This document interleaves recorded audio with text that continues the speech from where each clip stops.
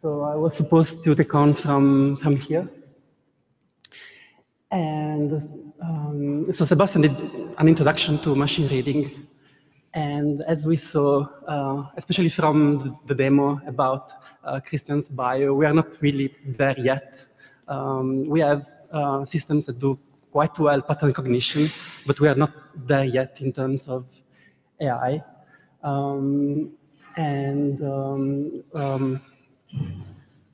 Main protagonist in recent years, natural language processing and machine reading is deep learning, is neural networks.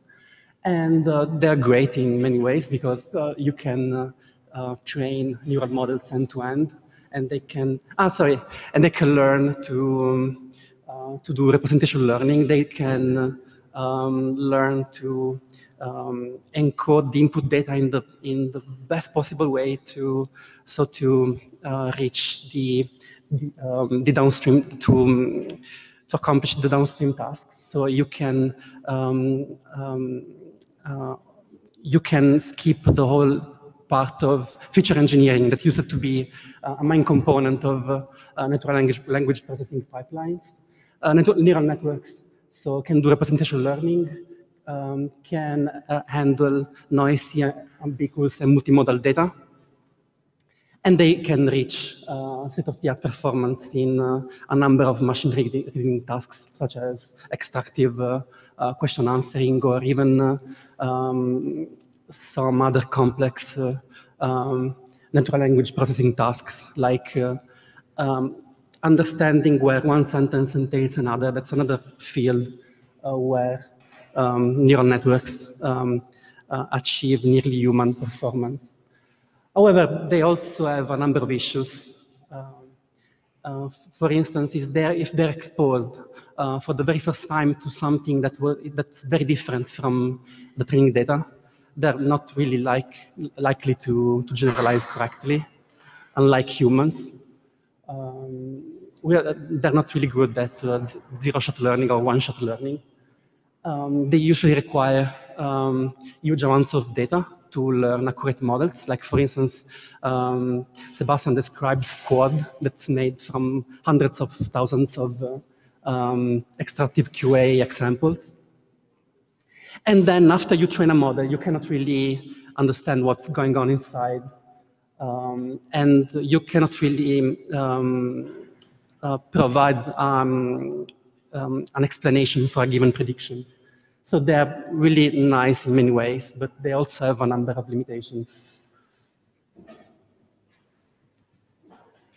And in this talk, I will discuss differentiable program interpreters and related models.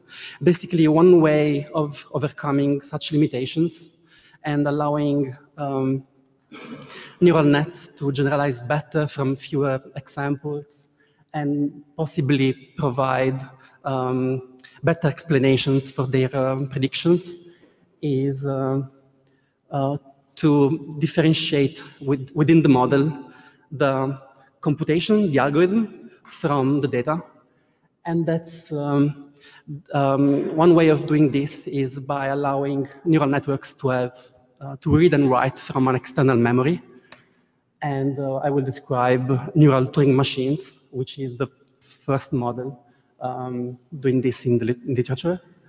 Then we will discuss how is it possible to increase the supervision signal when training a model. For instance, instead of just training a model just from input-output pairs, you can actually take a model and guide it through the steps that it should use for accomplishing some task. Like a kid doesn't really learn from, yes, this is right, no, this is wrong. You usually teach a kid by guiding him or guiding them through a sequence of steps that they should use to accomplish some task. And this can be done in neural networks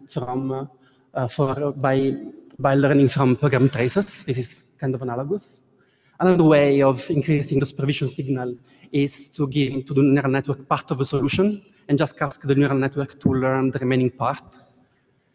And this is done by models such as differentiable Fort, which is an end-to-end differentiable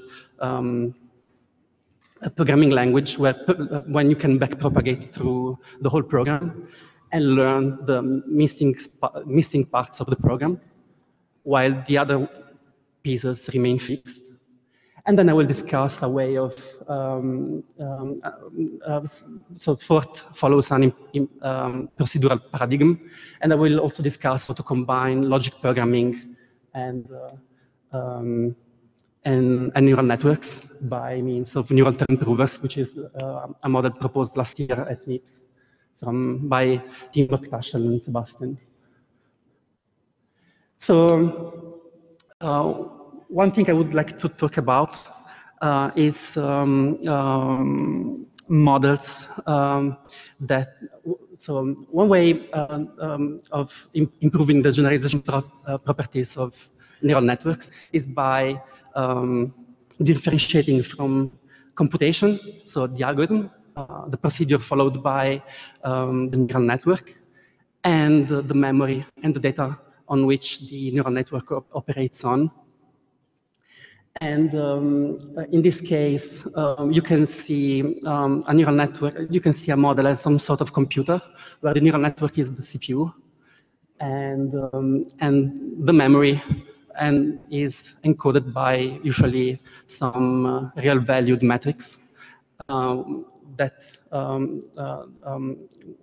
the neural network uses by means of read and write operations. And this line of works generated a number of models. And one of the very last ones was published in Nature by DeepMind, and it's dynamic external memory. And the idea in the differentiable memory access is that, so on the left, we have a classic memory access operation. You have a pointer to a location of memory, and the pointer is an integer. And then you have some memory, and inside the memory cells, you have some ints or enums, for instance. You have some discrete data types. And one way of making reading and writing operations differentiable is by going from a single pointer to a single location to a distribution of pointers, of pointer locations. And similarly, you can go from a single int or enum value inside a memory cell. You can go from there to a distribution over memory values inside a cell. And for instance, on the left, we have a sample of some memory with a pointer and some content. And we have a continuous representation of that memory on the right. And for instance, we have that the pointer, instead of being a number, instead of being 0, 1, 2, 3, instead of being 3, it's now a one-hot vector. And that's a probability distribution of the pointers, but all the probability mass is just on one location.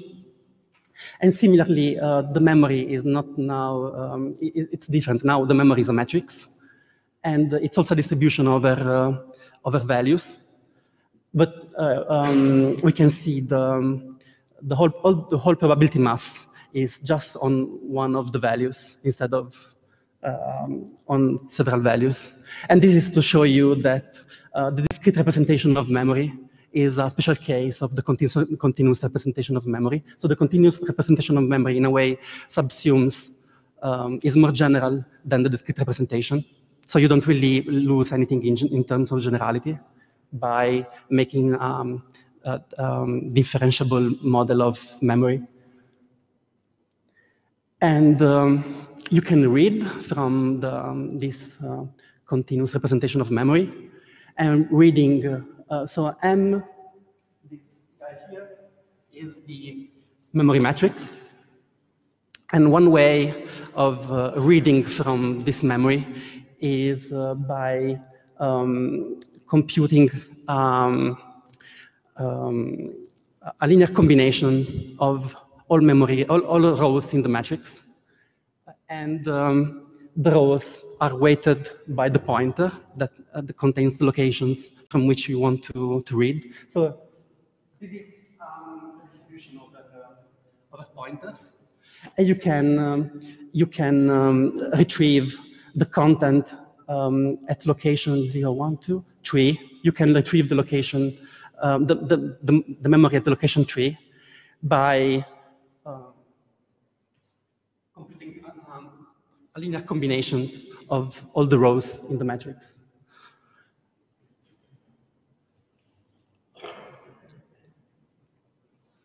And similarly, writing is slightly more complex. Writing implies first removing some content from the memory, also by using a pointer for specifying in which location you want to erase from. And the erase operation is done in this part of the equation, this part of the memory writing equation. And then on the right, you have an add vector that writes back in the memory after erasing. And this is the result of the writing operation. But this is a continuous representation of something discrete. Okay. Okay. This is the pointer. Okay. So how do I use this? So like, okay, nice, thanks. And this is what happens after you write in the memory. But this is just to show you that the continuous representation is actually more general than the discrete representation. And in this case, all the probability mass is just on one location of the memory and one value for each location. But you actually, in a neural network, you can have a distribution over several locations and several memory values.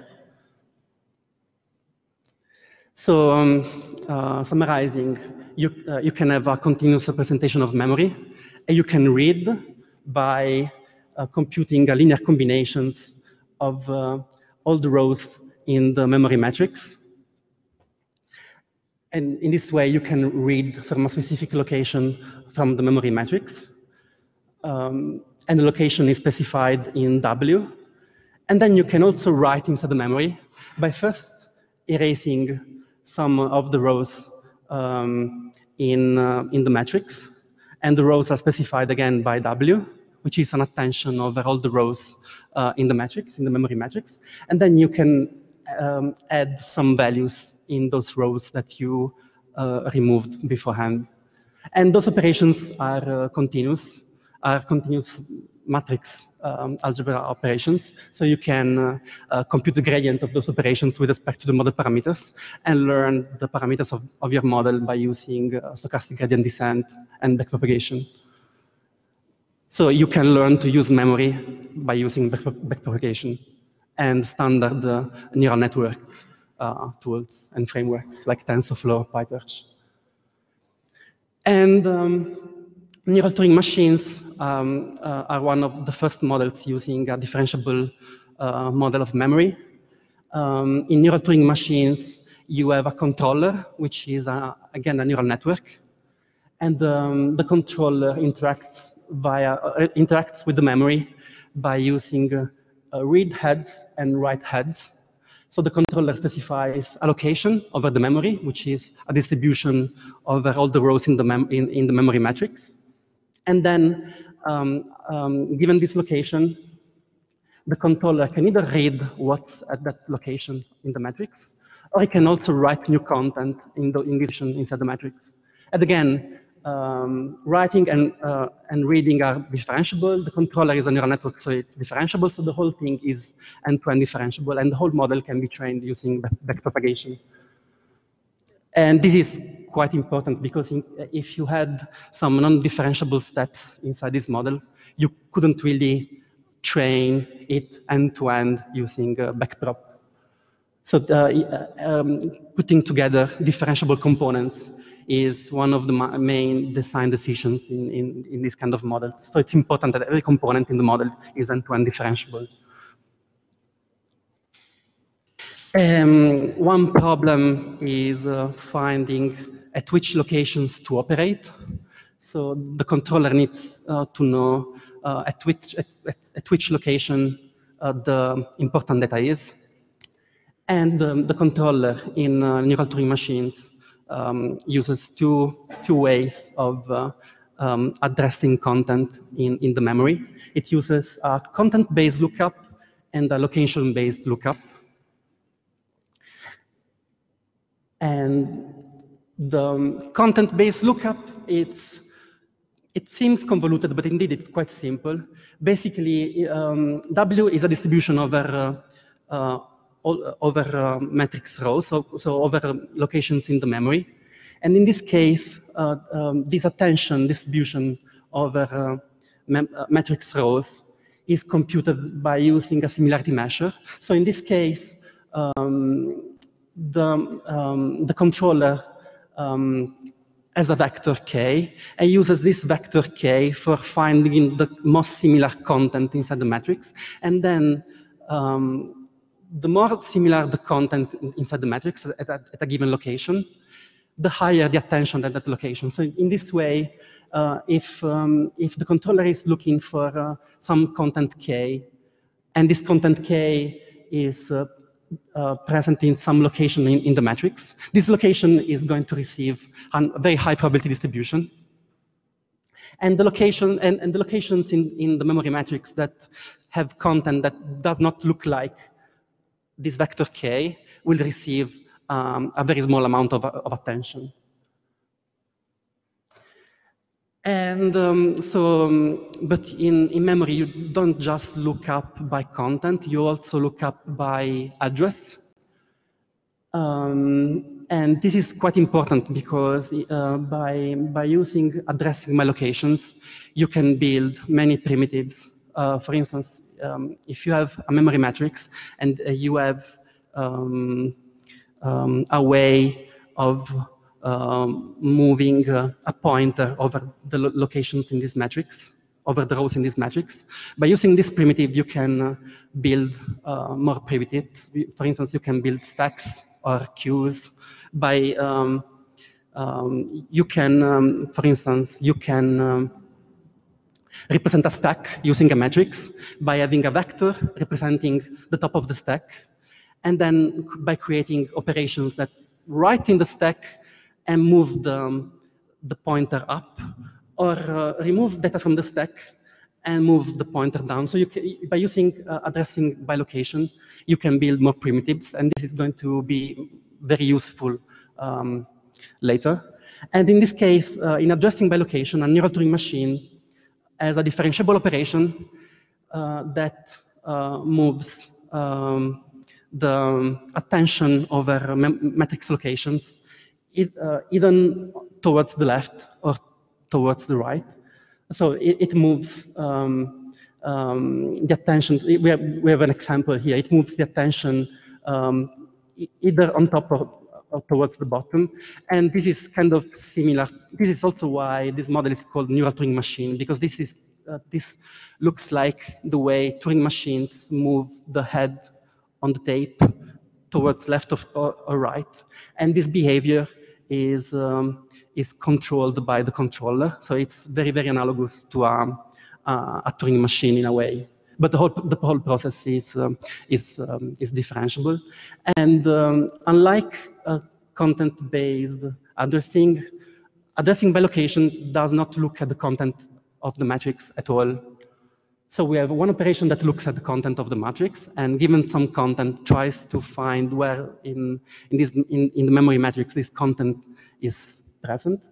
And addressing by location just moves the memory pointers towards left or towards right. And neural Turing machines were shown to generalize much better than for instance, plain recurrent neural networks in, for instance, copying tasks, where the task is read a sequence, store that into memory, and then output the sequence. And my understanding is that neural Turing machines are much better at this than recurrent neural networks, because so recurrent neural networks also have some sort of memory. They also have the ability of retaining some information from the input. But the problem is that this memory is stored in the activations of the neural network. So this memory has a strong influence from the input. And this is different because the model can learn to just acquire some content from the input, store that into the memory, and then not to modify that until some moment. So you're kind of dividing between what to do and the data on which to operate. You're differentiating between computation and data in an end-to-end differentiable architecture.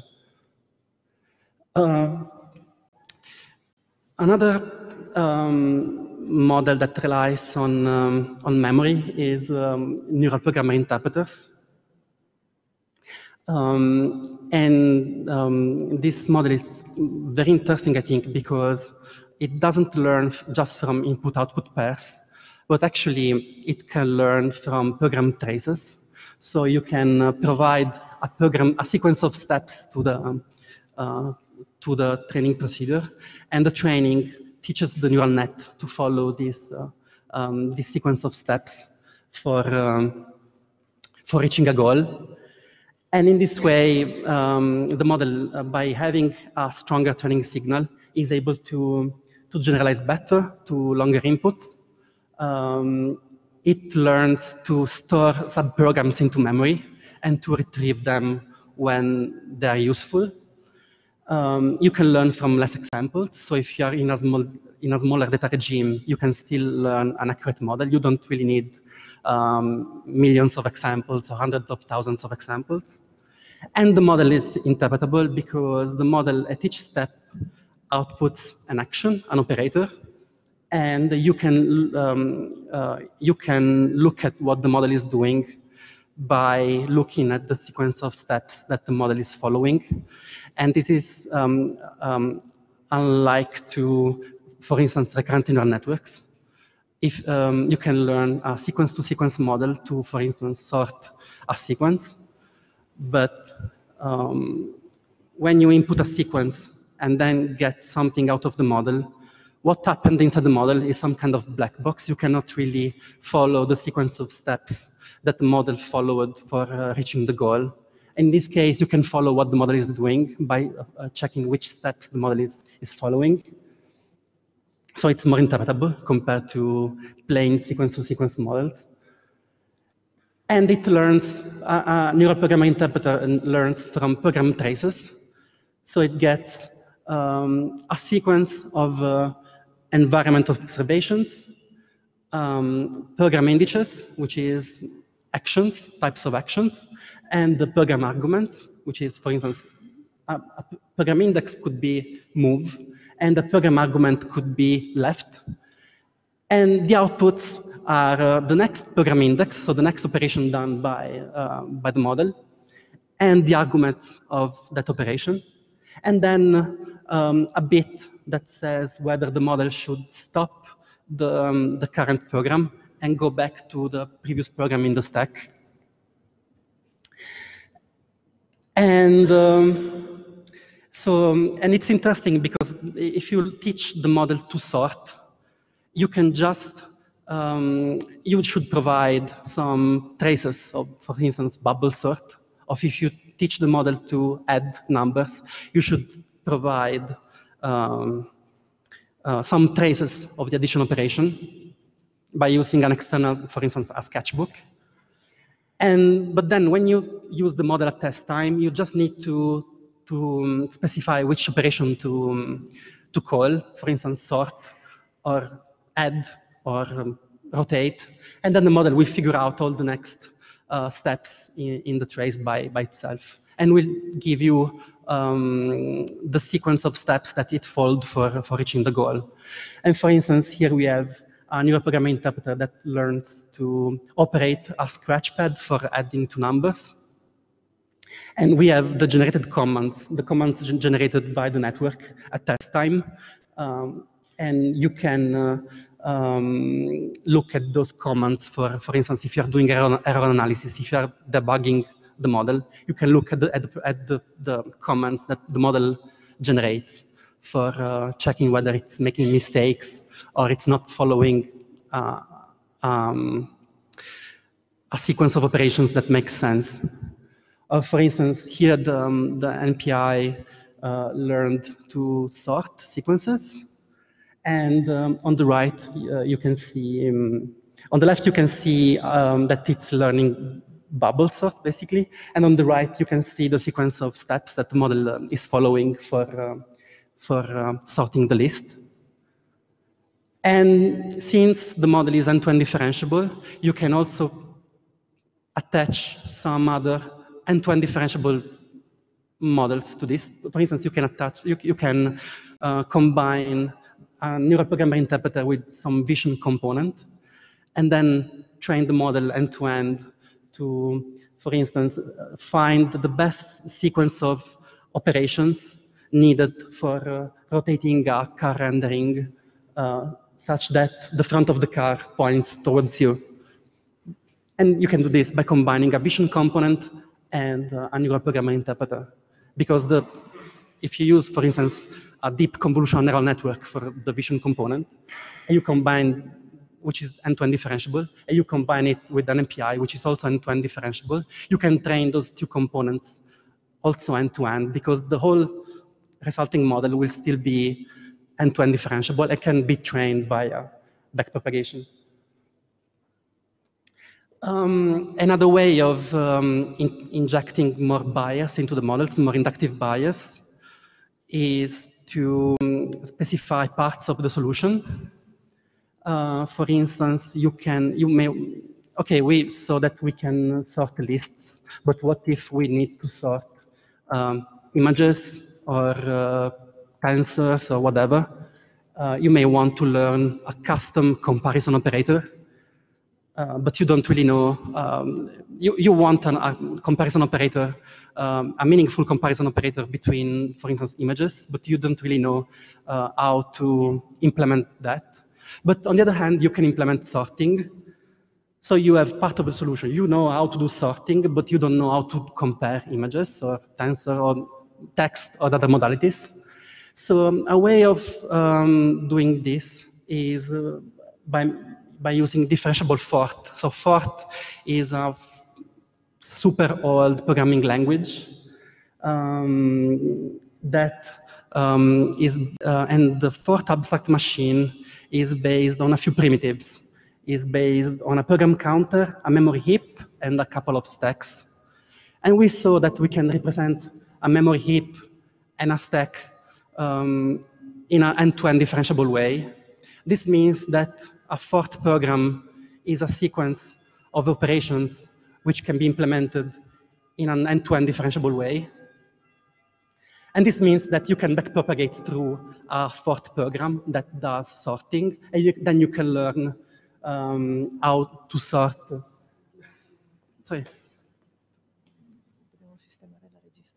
So, Fort is an old programming language from, I think, 40 years ago, if I'm not wrong. And it builds on memory heap and stack operations. Since we can implement stack operations in an end-to-end differentiable way, and also heap operations, which are just memory lookup and writing operations in an end-to-end differentiable way, you can see a Fort program as a sequence of stack and heap operations and other operations involving a program counter. So you can backpropagate through a Fort program. And for instance, one thing that you can do is just partially specify a Fort program and then learn the remaining parts using backpropagation or using other models. So you can go, by doing this, you can go from a fourth abstract machine to a differentiable fourth, which is a neuralized version of the fourth abstract machine. The operations of the program counter become a distribution of a program counter basically tells you at which line of the program you are at the moment. So you can go from that from this pointer, you can go to a distribution over locations in the program. And again, a memory heap, you can have a memory matrix where you can read and write. And we saw that you can do that using differentiable operations, matrix operations. And also you can implement in a differentiable way also stack operations by having a matrix and then a vector that tells you where's the top of the stack. Then if you want to remove one element from the stack, you just move the pointer towards the end of the stack. Or if you want to add some value to the stack, if you want to push some value onto the stack, you can just move the pointer up and right at that location. And both operations are differentiable. We saw that earlier. And so you can implement a fourth program by using a neural network with external memory. And it was shown last year in an ICML paper that this kind of programs can learn to generalize better to longer sequences and from fewer examples. And in the paper, they also use this differentiable fourth for some machine reading tasks. In this case, they wanted to solve math problems where the problem is specified in natural language. So there was a natural language component that was parsing the language and extracting the values, and a fourth program which was providing the solution to the problem. So you can combine this thing with other differentiable components. For instance, a machine reading component implemented by a neural network, and have, for instance, a fourth program that is able to work on text, for instance. Now, another thing, this is something we are working on at the moment, and this is about combining logic programming, which is a topic in this summer school. It's quite a topic, and end-to-end differentiable models. So who here is familiar with Prolog? Awesome, I didn't expect this. Like, it's quite impressive, even though there's some kind of bias in, I didn't expect so many were familiar, but okay, awesome. So just for recapping a bit, in Prolog, you do reasoning by backward chaining. You have a goal. For instance, you want to prove whether Abe is the grandfather of Homer. This is The Simpsons, by the way. And the way backward chaining operates is that first backward chaining compares the goal to the facts in the Prolog knowledge base. In case the goal is not contained in the knowledge base, Prolog tries to prove that using backward chaining. So in this case, we can see that we can prove this goal by firing this rule. This rule means that if X is father of Z, and Z is the parent of Y, then X is the grandfather of Y, and I think it makes sense.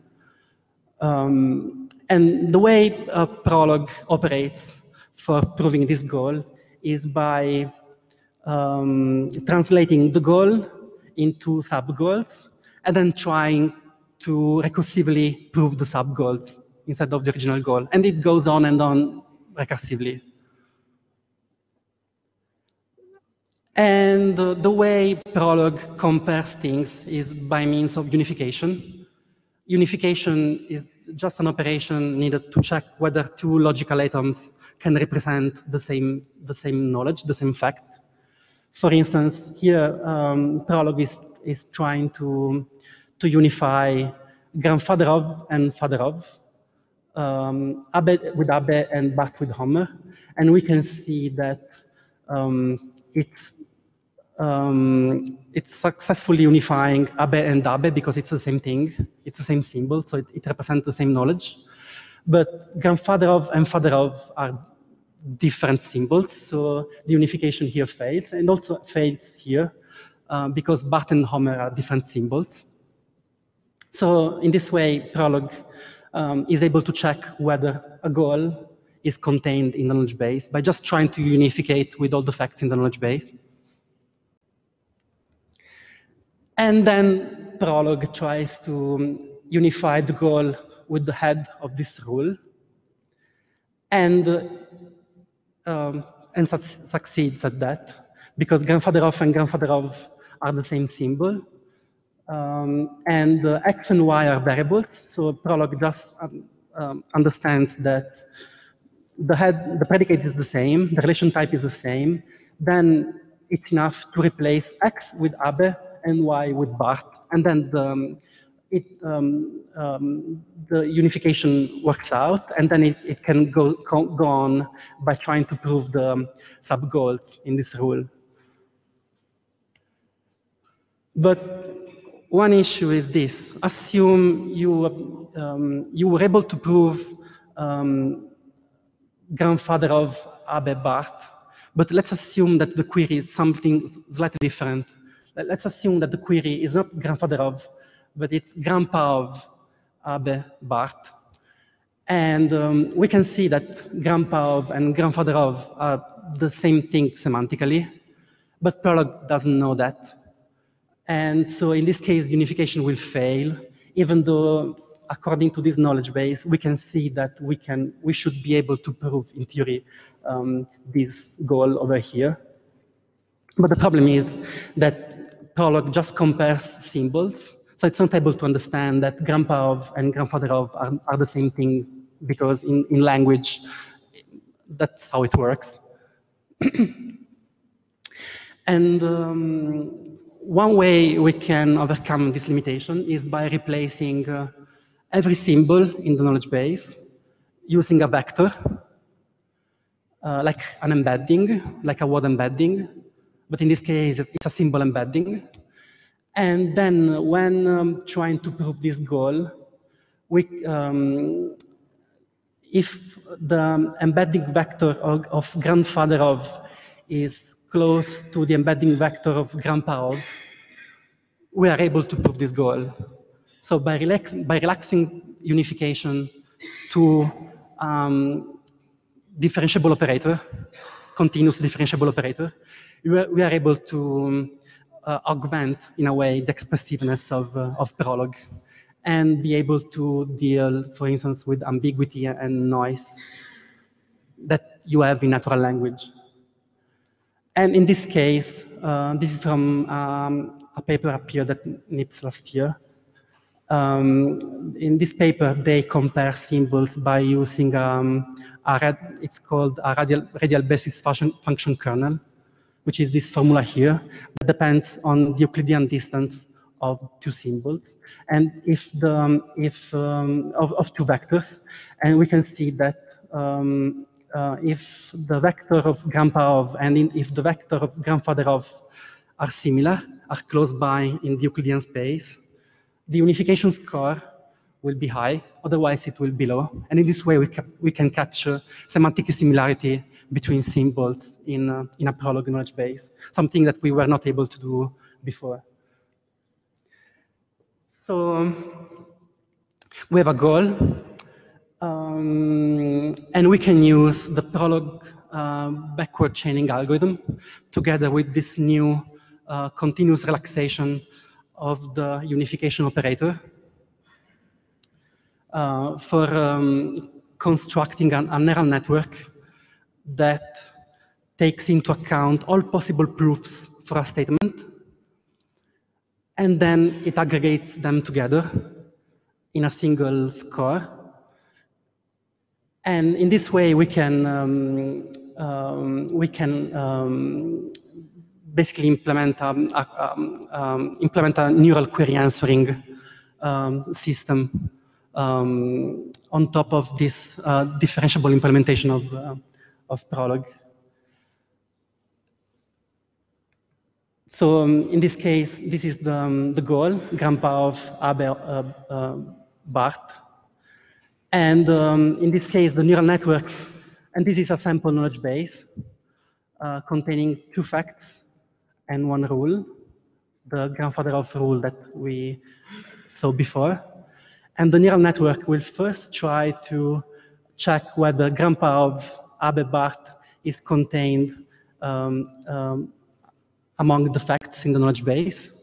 So in those 2 proof scores, the neural network will try to, will compute the similarity between the goal and those 2 facts.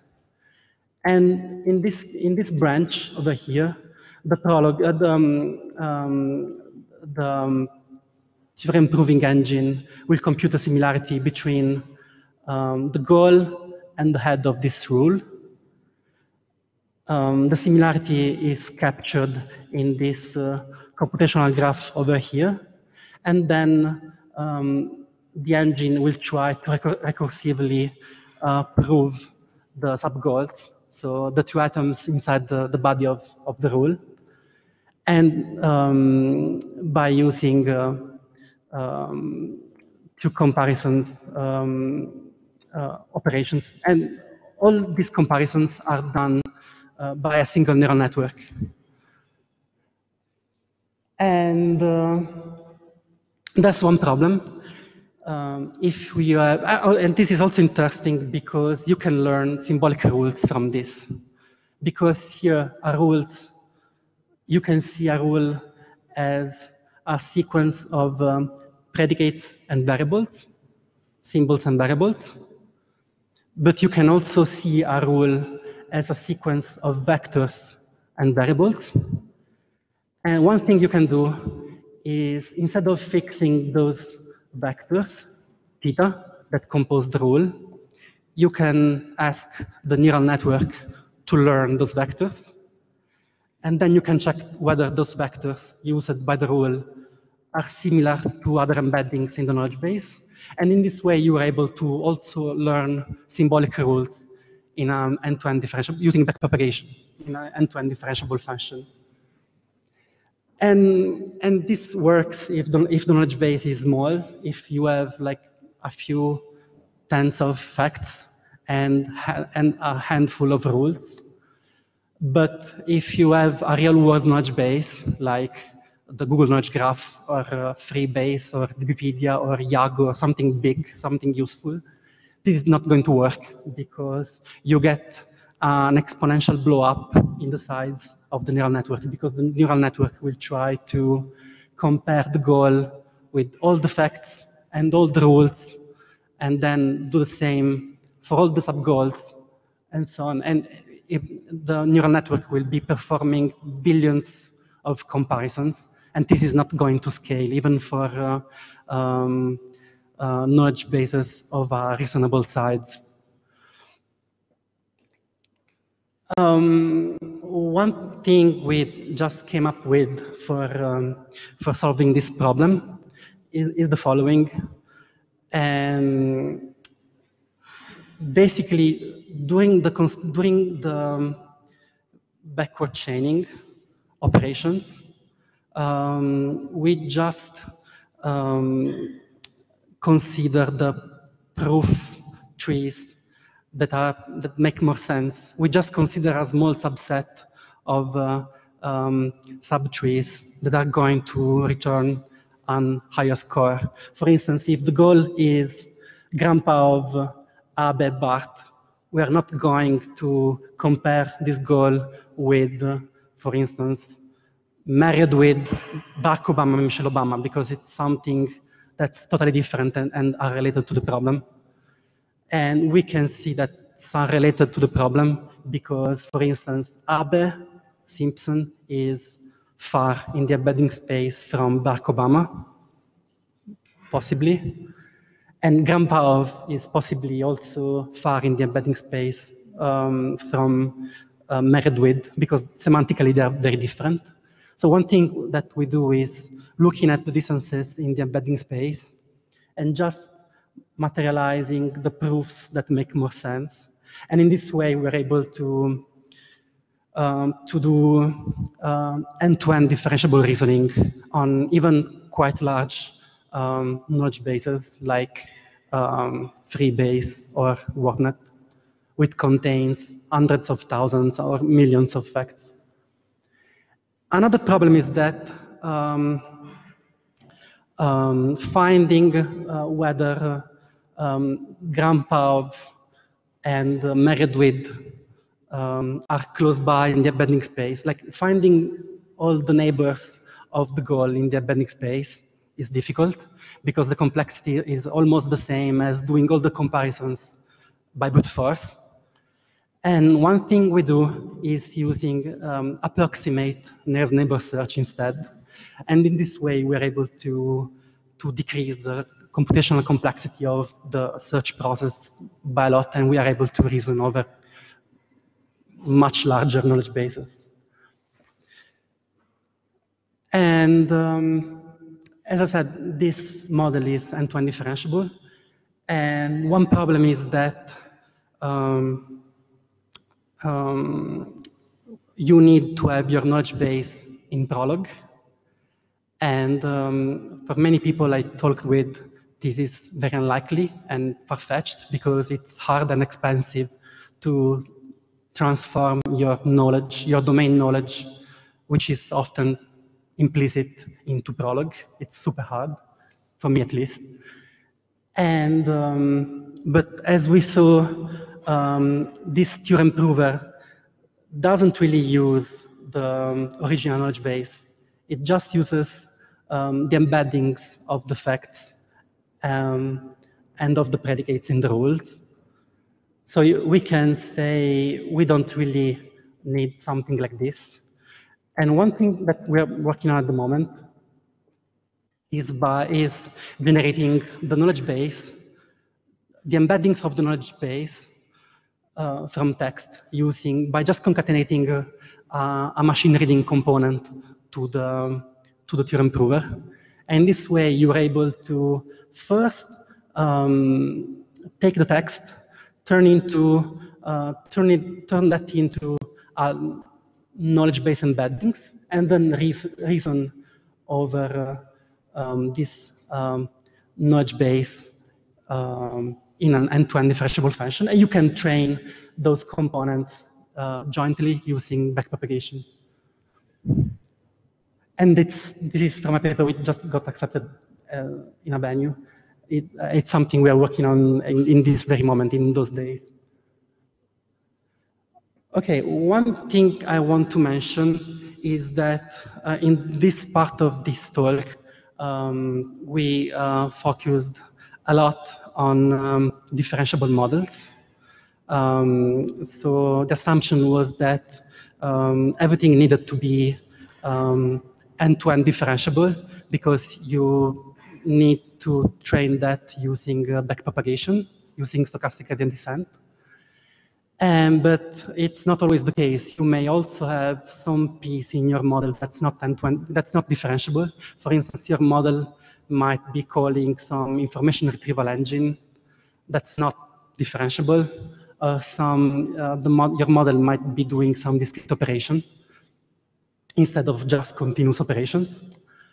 And I just wanted to say that it's not the end of the world. You can still deal with that. And for instance, you can cast your problem as a reinforcement learning problem, where the task is finding the optimal sequence of actions for reaching your goal. Another thing you can do that was published last year from OpenAI is to have a noisy gradient estimate. For instance, you can rewrite a gradient of a function with respect to some parameters theta, you can rewrite that as an expectation of this quantity, and you can estimate this expectation using sampling. And it's expensive, but it's a way you can.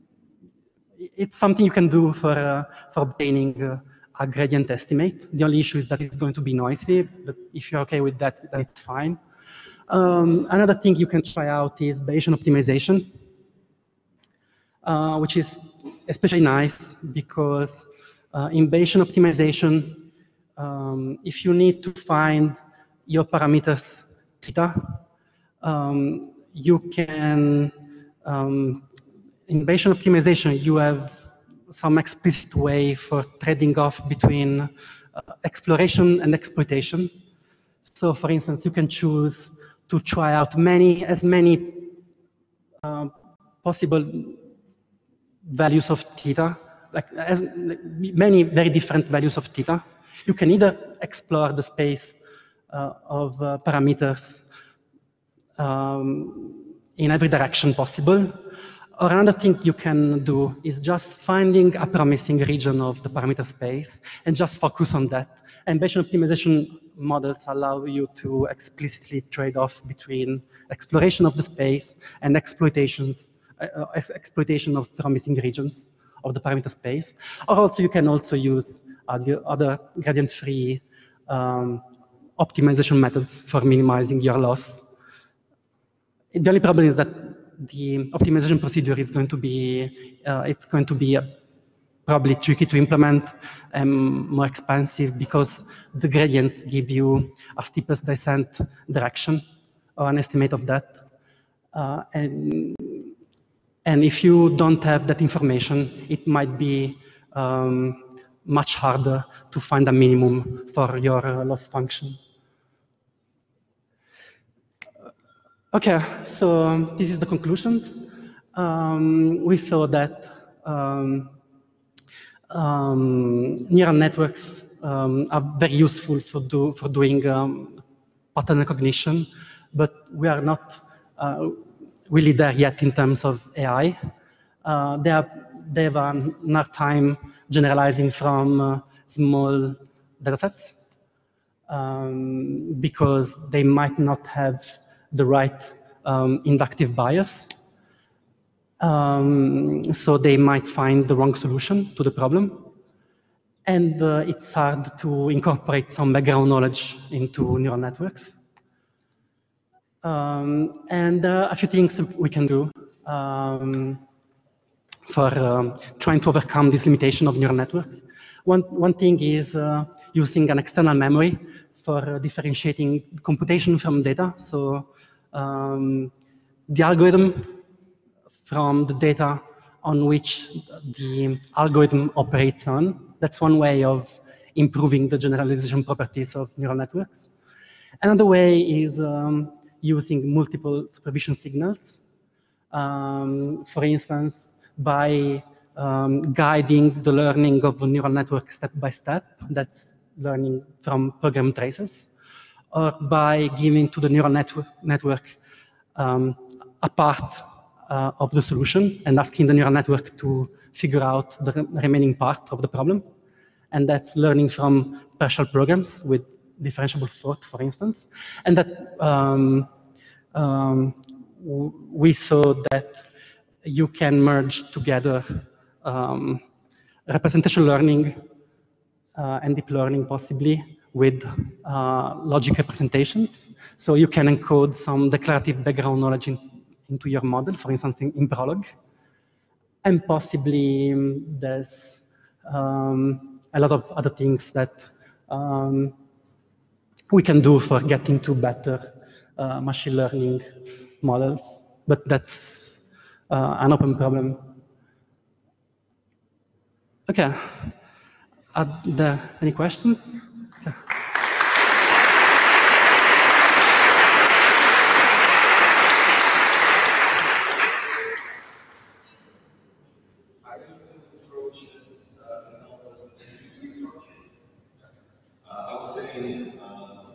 Any of those approaches that combine symbolic and subsymbolic, are they able to learn well structured, not just link predicates that humans create, but trying to induce relationships from any other kind of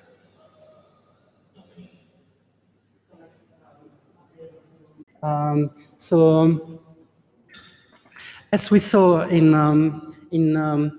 neural term provers, so in this combination of in this continuous version of Prolog, a rule that's over here.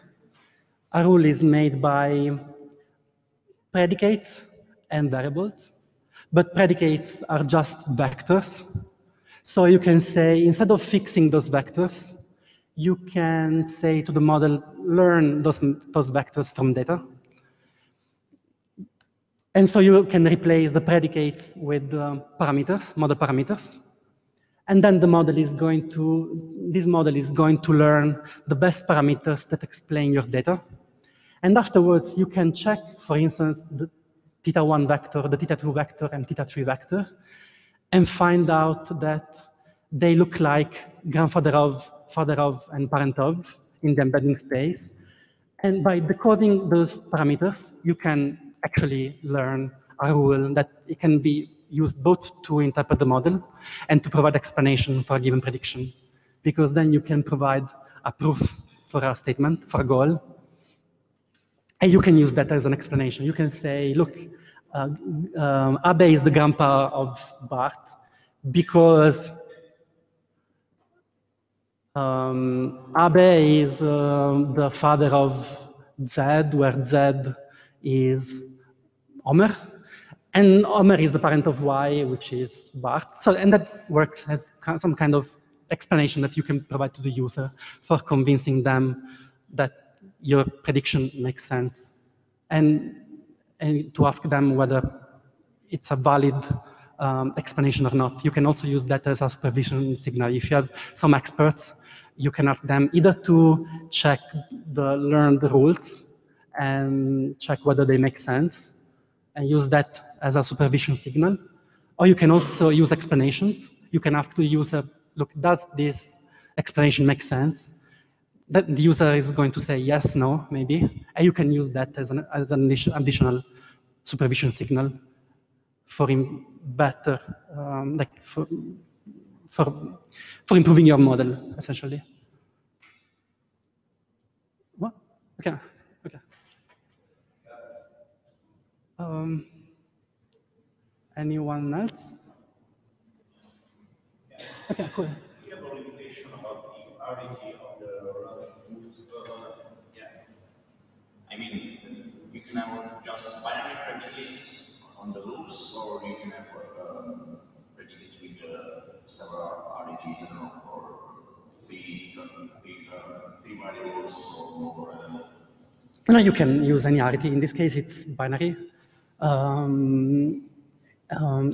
But you can use any arity. The problem here, one of the problems that we didn't figure out yet, is that the arity of the predicates is fixed, because we don't really know how to have a continuous arity of predicates. So that's one problem. After you find an arity for a predicate, you stick with that. You cannot really refine that.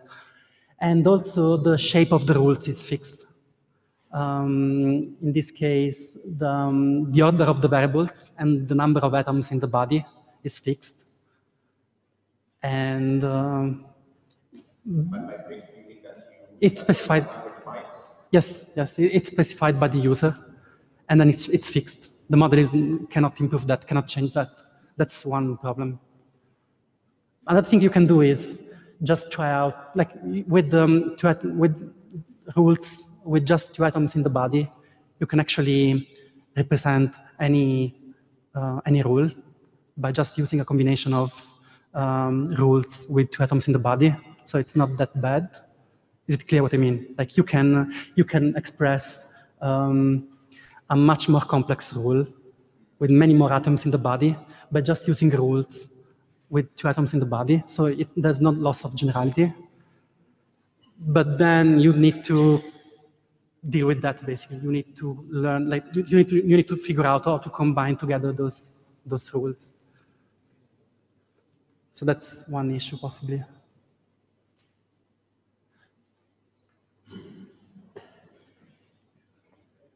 With this technique used, basically the tree proving in the next slide. Okay? In the next slide, you will provide the optimization. You prove the tree. Yeah. So after the proving, that's your interpreter. Is it faster than the classical computer? Because it should be the proving section faster than classical ones. I don't think so, because like Prolog is just comparing.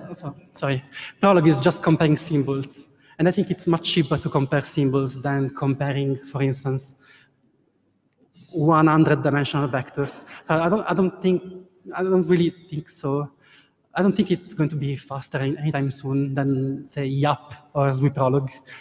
But like, I think it's still like the fact that you can train your model to provide, to reason logically in an end-to-end fashion on WordNet or Freebase in a matter of a few hours. I think it's great, even though like you're not going to get old before getting some results. I think that's already something in this space. Thanks.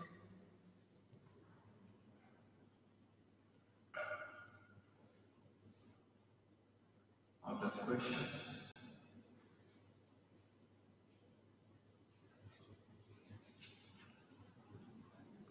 Okay.